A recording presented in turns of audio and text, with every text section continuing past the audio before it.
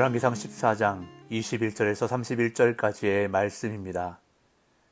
솔로몬의 아들 르호보암은 유다 왕이 되었으니 르호보암이 왕위에 오를 때에 나이가 41세라. 여호와께서 자기 이름을 두시려고 이스라엘 모든 지파 가운데서 택하신 성읍 예루살렘에서 17년 동안 다스리니라. 그의 어머니의 이름은 나아마요 암몬 사람이더라. 유다가 여호와 보시기에 악을 행하되 그의 조상들이 행한 모든 일보다 뛰어나게 하여 그 범한 죄로 여호와를 노엽게 하였으니 이는 그들도 산 위에와 모든 푸른 나무 아래에 산당과 우상과 아세라상을 세웠습니다. 그 땅에 또 남색하는 자가 있었고 여호와께서 이스라엘 자손 앞에서 쫓아내신 국민의 모든 가증한 일을 무리가 본받아 행하였더라. 르호보암 왕 제5년에 애굽의 왕 시삭이 올라와서 예루살렘을 치고 여호와의 성전의 보물과 왕궁의 보물을 모두 빼앗고 또 솔로몬이 만든 금방패를 다 빼앗은지라. 르호보암 왕이 그 대신 노스로 방패를 만들어 왕궁문을 지키는 시위대 대장의 손에 맡김에 왕이 여호와의 성전에 들어갈 때마다 시위하는 자가 그 방패를 들고 갔다가 시위소로 도로 가져갔더라. 르호보암의 남은 사적과 그가 행한 모든 일은 유다 왕 역대 지략에 기록되지 아니하였느냐. 르호보암과 여로보암 사이에 항상 전쟁이 있으니라. 르호보암이 그의 조상들과 함께 자니 그의 조상들과 함께 다윗성에 장사되니라. 그의 어머니의 이름은 나아마요 암몬 사람이더라. 그의 아들 아비암이 대신하여 왕이 되니라.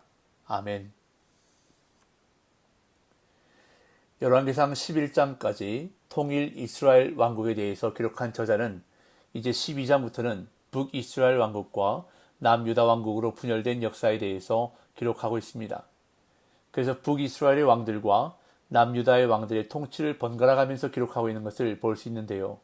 12장 25절부터 14장 20절까지 북이스라엘의 첫 번째 왕인 여로보암에 대해서 기록한 다음 이제 14장 21절부터 15장 24절까지는 남유다의 왕들 르호보암과 아비암과 아사왕에 대해서 기록하고 있습니다.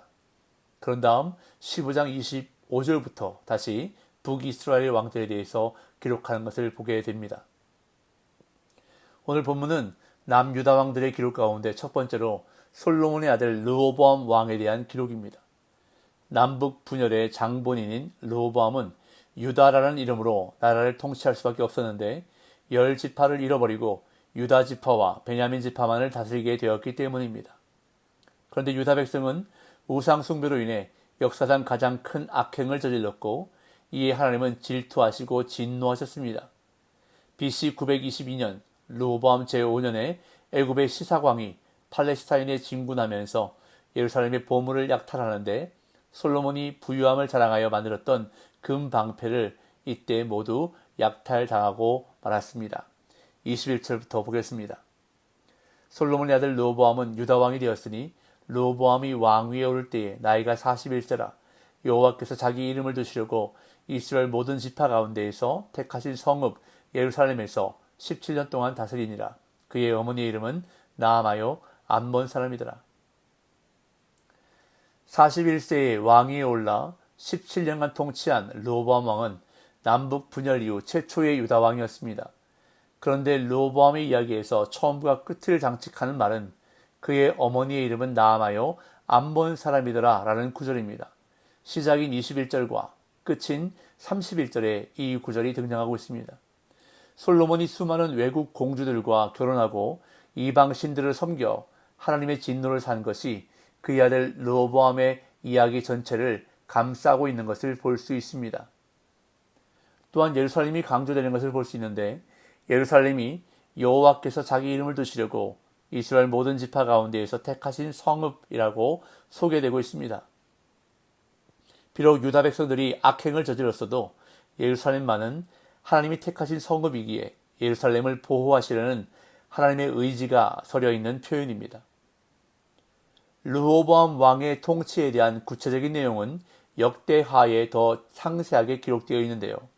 르호보암은 전쟁에 대비해 유다와 베냐민에 있는 15개 성읍을 요새화해 국가 수비력을 강화한 다음 왕자들을 그 성읍에 파견하여 그 지역의 여인들과 결혼하게 하므로 예루살렘 왕실과 지파들 간의 유대를 공고히 했습니다. 역대하 11장 5절에서 12절과 23절을 읽어보겠습니다.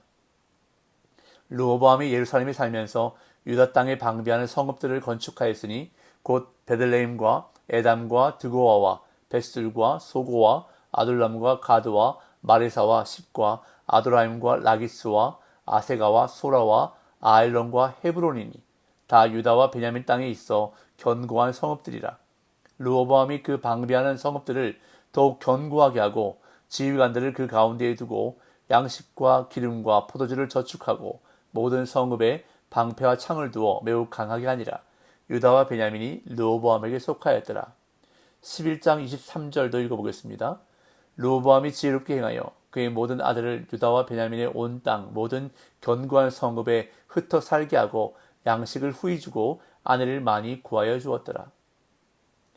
또한 르호보암은 집권 초기 3년 동안에는 다윗의 길로 행함으로 하나님의 뜻을 따르려 했습니다. 그러나 나라가 견고해지고 세력이 강해지면서 초심을 잃고 하나님의 말씀에 불순종하게 됩니다. 역대하 11장 17절과 12장 1절도 읽어보겠습니다. 그러므로 3년 동안 유다 나라를 도와 솔로몬의 아들 르호보암을 강성하게 하였으니 이는 무리가 3년 동안을 다윗과 솔로몬의 길로 행하였음이더라. 역대하 12장 1절도 읽습니다. 르호보암의 나라가 견고하고 세력이 강해짐에 그가 여호와의 율법을 버리니 온 이스라엘이 본받은지라. 오늘 본문에서도 열왕기 저자는 유다가 여호와 보시기에 악을 행했다라고 말하며 나라 전체의 죄악을 강조합니다. 오늘 본문 22절에서 24절. 유다가 여호와 보시기에 악을 행하되 그의 조상들이 행한 모든 일보다 뛰어나게 하여 그 범한 죄로 여호와를 노엽게 하였으니 이는 그들도 산 위에와 모든 푸른 나무 아래에 산당과 우상과 아세라상을 세웠음이라. 그 땅에 또 남색하는 자가 있었고 여호와께서 이스라엘 자손 앞에서 쫓아내신 국민의 모든 가증한 일을 무리가 본받아 행하였더라. 유다 백성이 저지른 악행, 즉 우상 숭배가 하나님의 질투와 진노를 불러일으켰는데 과거 조상들보다 더 큰 악행을 저지른 것입니다. 여기서 노엽게 하였으니로 번역된 키네라는 단어는 질투하다라는 뜻입니다. 하나님과 이스라엘은 종종 남편과 아내로 비유되는데 아내인 이스라엘이 우상을 숭배할 때 하나님은 질투하신다고 성경은 말씀합니다. 원래 산당은 가나안 지역에 살던 이방 민족들이 바알을 섬기기 위해 산에 지어놓은 사원이었습니다. 솔로몬도 성전을 건축하기 전에는 산당에서 하나님께 제사를 드렸습니다. 그런데 성전이 건축된 이후에는 산당을 철거하는 것이 당연한 수순이었음에도 산당은 없어지지 않았습니다. 결국 르호보암과 유다 백성들은 종교 혼합주의에 오염되었는데 산당에 우상과 아세라상을 세워 산당에서는 아세라 우상 앞에 제물을 바치고 성전에서는 하나님께 제사함으로 하나님의 진노를 일으켰습니다. 하나님이 가증하게 여기셨던 가나안 족속들의 풍습을 본받아 나라 전체가 영적, 윤리적으로 타락의 길을 걸었던 것입니다. 이어 본문은 애굽 왕 시삭이 예루살렘에 쳐들어와 성전과 왕궁의 보물을 빼앗아간 것을 기록합니다. 25절에서 28절. 르호보암 왕 제5년에 애굽의 왕 시삭이 올라와서 예루살렘을 치고 여호와의 성전의 보물과 왕궁의 보물을 모두 빼앗고 또 솔로몬이 만든 금방패를 다 빼앗은지라. 르호보암 왕이 그 대신 노수로 방패를 만들어 왕궁문을 지키는 시위대 대장의 손에 맡김에 왕이 여호와의 성전에 들어갈 때마다 시위하는 자가 그 방패를 들고 갔다가 시위소로 도로 가져갔더라. 우상숭배로 죄악의 길을 걷던 남유다는 이제 하나님의 책망을 받아 애굽 왕 시삭의 침공을 당했습니다. 열왕기 저자는 이것이 하나님의 심판임을 강조하기 위해 다윗과 솔로몬 시대에 성전에 바쳐진 보물과 왕궁의 보물을 모두 빼앗겼다고 기록하면서 특별히 솔로몬이 만든 금방패를 다 빼앗겼다고 언급합니다. 하나님께 복을 받아 화려했던 시대를 상징하는 금방패를 다 빼앗겨버리고 이제는 금방패 대신 놋방패로 왕을 호위해야 했습니다. 죄악을 범함으로 시들어가는 왕조의 모습을 대조하고 있는 것인데 역대하 12장 2절에 보면 르호보암과 백성의 죄 때문에 애굽 왕 시삭이 침공했다고 분명히 기록하고 있습니다. 역대하 12장 2절을 제가 읽어보겠습니다. 그들이 여호와께 범죄하였으므로 르호보암 왕 제5년에 애굽 왕 시삭이 예루살렘을 치러 올라오니. 이제 오늘 본문은 르호보암의 행적과 그의 마지막에 대해 기록하면서 르호보암의 이야기를 마무리합니다. 29절 31절. 르호보암의 남은 사적과 그가 행한 모든 일은 유다왕 역대지략에 기록되지 아니하였느냐. 르호보암과 여로보암 사이에 항상 전쟁이 있으니라. 르호보암이 그의 조상들과 함께 사니 그의 조상들과 함께 다윗성에 장사되니라. 그의 어머니의 이름은 나아마요 암몬 사람이더라.